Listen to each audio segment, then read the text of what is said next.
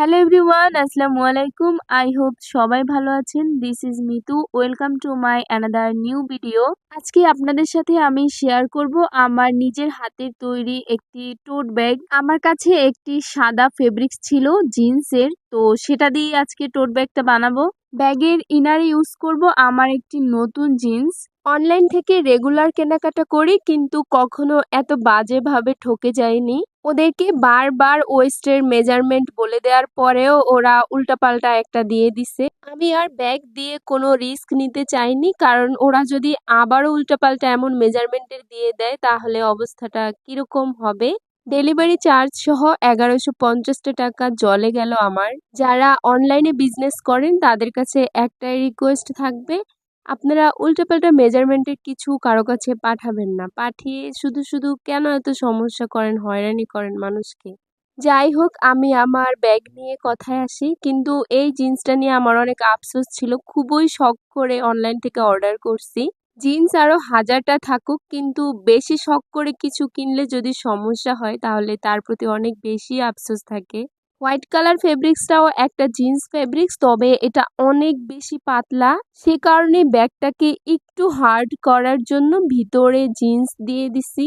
ব্যাগের বেল্ট দুইটা একটু ডিফারেন্ট রাখার জন্য লাচ্ছি সুতা দিয়ে বেনুনি করে বেল্ট বানিয়ে নিছি। পুরো ব্যাগটা বানাতে এবং হ্যান্ডওয়ার্ক করতে যতটা না কষ্ট হয়েছে, এই দুইটা বেল্ট বানাতে অনেক বেশি সময় লাগছে এবং কষ্টও হয়েছে। ব্যাগের উপরে অনেকগুলো ফুল করব, সেজন্য পয়সার মাধ্যমে এঁকে নিছি। ফুলগুলো সমান রাখার জন্য 1 টাকা 2 টাকার কয়েন দিয়ে এঁকে নিছি, যাতে সবগুলো ফুলের মেজারমেন্ট এক থাকে। প্রথমে ভাবছিলাম এখানে গোলাপ আর ডেইজি ফুল করব। ডেইজি ফুলগুলো করছি লাল সুতা দিয়ে। লাচ্ছি সুতা দিয়ে ডেইজি ফুল করাতে খুবই সুন্দর ফুলেছিল আর দেখতে অনেক সুন্দর লাগছিল। গোলাপগুলো করেছি লাল আর কালো সুতার কম্বিনেশন দিয়ে, কিন্তু কমপ্লিট করার পর দেখি খুবই বাজে লাগছে দেখতে। সঙ্গে সঙ্গে গোলাপগুলো কেটে উঠে ফেলছি। গোলাপ করার জন্য যেই যেই জায়গায় এঁকে নিছিলাম সেই জায়গাগুলোতে গাঁদা ফুল করার ট্রাই করছি, কতটুকু হয়েছে আমি জানি না। সেই গাঁদা ফুলগুলো করছি রেড ডার্ক সুতো আর অরেঞ্জ কালার সুতো দিয়ে।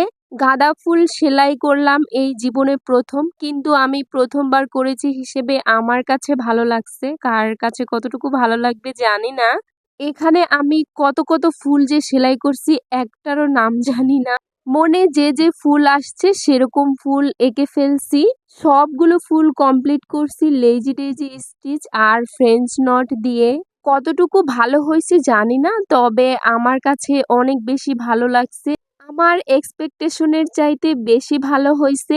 রেগুলার আমি বাহিরে যাই, আর তার থেকেও বড় কথা রেগুলার ক্যাম্পাসে যেতে হয়। সে কারণে একটা টোট ব্যাগ বেশি দিন টিকে না, তাই আমি কয়েকদিন পর পরেই নতুন নতুন একটা করে বানিয়ে নেই।